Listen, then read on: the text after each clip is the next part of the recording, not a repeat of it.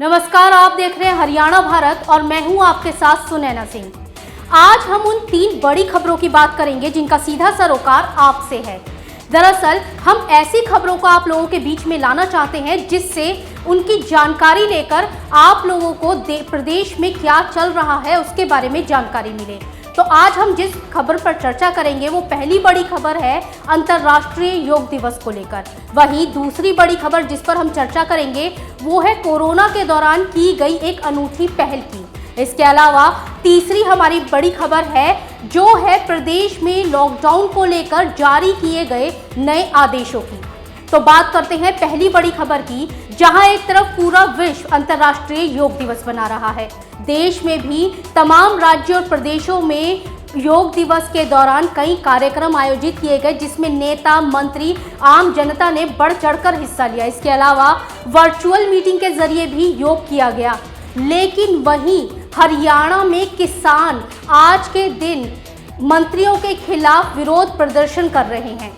वो विरोध प्रदर्शन क्यों हो रहा है वो भी हम आपको बताएंगे, लेकिन उससे पहले हम आपको ये बताते हैं कि हरियाणा के किसान संयुक्त किसान मोर्चा के नेताओं के साथ मिलकर बीजेपी और जजपा नेताओं के खिलाफ विरोध कर रहे हैं। उन्होंने धमकी दी थी कि योग दिवस के दिन वो किसी भी नेता को गांव के अंदर प्रवेश नहीं करने देंगे। वहीं चरखी दादरी में बीजेपी नेत्री बबीता फोगाट जजपा के मंत्रियों के साथ एक गांव में योग दिवस के दौरान होने वाले प्रोग्राम में हिस्सा लेने पहुंची, लेकिन किसानों ने मंत्री साहिबा को गांव में प्रवेश करने नहीं दिया। इसके अलावा उनको काले झंडे भी दिखाए गए। आखिर क्यों किसानों ने ये काले झंडे उनको दिखाए, मंत्रियों का क्यों विरोध कर रहे हैं, ये हमारे लिए जानना बहुत ज़रूरी है। दरअसल किसानों का आरोप है कि नए कृषि कानूनों के खिलाफ किसान पिछले कई महीनों से बॉर्डर पर धरना प्रदर्शन कर रहे हैं, आंदोलन कर रहे हैं, लेकिन सरकार है कि उनकी बात नहीं सुन रही है। किसानों को उनके हाल पे छोड़ दिया है, अन्नदाताओं की उनको कोई चिंता नहीं है। इसी का विरोध अब किसानों ने किया है और उनका ये कहना है कि हम ये विरोध तब तक जारी रखेंगे जब तक कि सरकार और मंत्री हमसे बात करने के लिए नहीं आएंगे। वहीं किसान मोर्चा के नेताओं का ये भी कहना है कि वो 26 जून को कृषि बचाओ लोकतंत्र बचाओ के नाम से एक ज्ञापन राज्यपाल को राष्ट्रपति के लिए सौंपेंगे। वहीं किसानों का ये भी आरोप है कि सरकार लगातार किसानों के विरुद्ध षड्यंत्र रच रही है और उनके आंदोलन को कमजोर करके तोड़ना चाहती है। लेकिन किसानों ने सरकार को ये चताया है कि किसान जब तक उनकी मांगें पूरी नहीं होंगी ना तो वो बॉर्डर से हटेंगे और ना ही अपने घरों को वापस जाएंगे। वहीं किसानों ने ये भी कहा कि किसान हर हालात में सरकार से बेशर्त बिना किसी शर्त के बातचीत करने को तैयार है, लेकिन सरकार इस ओर पहल नहीं कर रही है।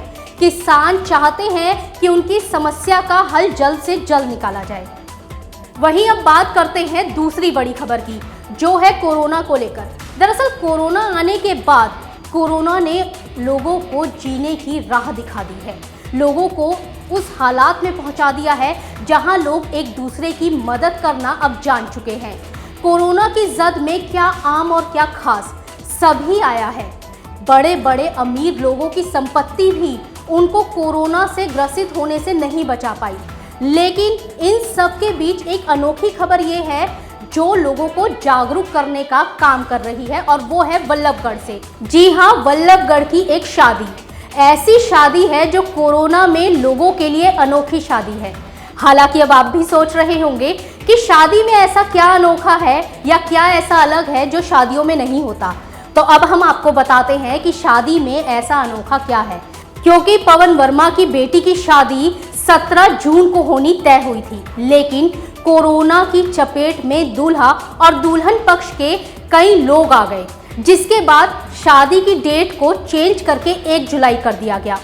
जैसे जैसे जुलाई का महीना पास आता गया, पवन वर्मा की परेशानी और कोरोना से डर एक बार फिर सताने लगा। तो पवन वर्मा और उनके परिवार ने बहुत सोच विचार किया और एक नई अनोखी पहल की शुरुआत की। इस अनोखी पहल में उन्होंने निमंत्रण पत्र तो छपवाया शादी का, लेकिन वो छपवाया सैनिटाइजर की बोतल पर। जी हाँ, बिल्कुल सही सुना आपने।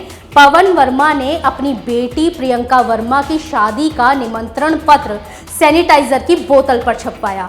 इसके अलावा उन्होंने रिश्तेदारों को मिठाई नहीं दी बल्कि मास्क बांटे। पवन वर्मा का कहना है कि जब तक वो अपने रिश्तेदारों और लोगों को जागरूक नहीं करेंगे तब तक कोरोना का खतरा यूं ही मंडराता रहेगा।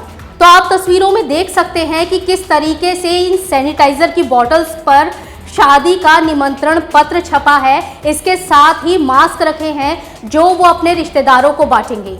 इतना ही नहीं, पवन वर्मा ने ये भी बताया कि विदाई से पहले दूल्हा और दुल्हन पक्ष और उनके रिश्तेदार पर्यावरण को ध्यान में रखते हुए विवाह स्थल पर ही पौधारोपण का कार्यक्रम भी करेंगे, जिससे कि लोगों को उनकी हेल्थ और पर्यावरण के लिए जागरूक किया जा सके।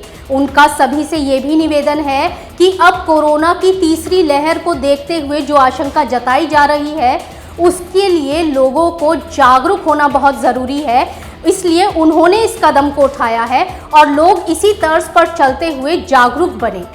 अब बात करते हैं तीसरी बड़ी खबर की, जो है लॉकडाउन के दौरान जारी किए गए सरकार के नए आदेशों की। हरियाणा में माना कि कोरोना के मामले लगातार कम हो रहे हैं, लेकिन कोरोना की संभावित तीसरी लहर को देखते हुए सरकार अब किसी भी तरह के रिस्क को लेने के मूड में नहीं है। इसीलिए सरकार ने हरियाणा में लॉकडाउन 28 जून की सुबह 8 बजे तक बढ़ा दिया है। हालांकि इस लॉकडाउन के दौरान कई चीज़ों में छूट भी प्रदान की जा रही है, जो आप लोगों की सुविधा को देखते हुए की गई है। अब हम आपको बताते हैं कि आखिर वो क्या छूट है। दरअसल अब दुकानें सुबह 9 बजे से रात 8 बजे तक खोली जा सकेंगी। वहीं मॉल भी इस बार खोले जा रहे हैं, जो सुबह 10 बजे से रात 8 बजे तक खुलेंगे। इसके अलावा जो आप लोग बहुत ज़्यादा हेल्थ कॉन्शियस हो गए हैं उनके लिए भी अच्छी खबर है कि सरकार ने इस दौरान लॉकडाउन के दौरान जिम खोल दिए हैं।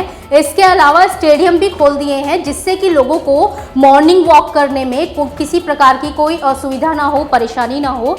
इसके अलावा नए नियमों में ये भी बताया गया है कि अब धार्मिक स्थलों पर 21 की जगह 50 लोग एक साथ जा सकते हैं। हालांकि पहले ये संख्या सिर्फ 21 थी, लेकिन अब सरकार ने इसको बढ़ाकर 50 कर दी है। इसके अलावा वही रेस्टोरेंट्स खुलने के लिए जो गाइडलाइन निर्धारित की गई है उसके तहत अब आधी क्षमता के साथ रेस्टोरेंट रात 10 बजे तक खोलेंगे। उनमें आप जाकर बैठकर उसकी क्षमता के अनुसार आप भोजन कर सकते हैं, खाना खा सकते हैं। इसके अलावा सरकार ने शादी, अंतिम संस्कार, अंतिम यात्रा इनके लिए भी संख्या बढ़ाते हुए 21 से 50 कर दी है।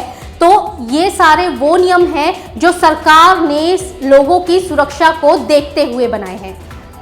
तो सरकार ने जो ये लॉकडाउन के नियमों में बदलाव किया है वो कोरोना की तीसरी लहर जो संभावित बताई जा रही है उसको देखते हुए किया है। इसके साथ ही सरकार ये भी चाहती है कि लोग सुरक्षित रहें, आप लोग सुरक्षित रहें, इसीलिए इन नियमों का पालन कीजिएगा। वहीं हरियाणा भारत भी आप लोगों से निवेदन करता है कि प्लीज़ आप सब भी लॉकडाउन के दौरान बेवजह घर से बाहर ना निकले, मास्क का प्रयोग करें, सोशल डिस्टेंसिंग रखें, भीड़ भाड़ वाले स्थानों में जाने से बचें, बेवजह घर से ना निकले, क्योंकि देश की धरोहर आप हैं और आप हैं तो देश है।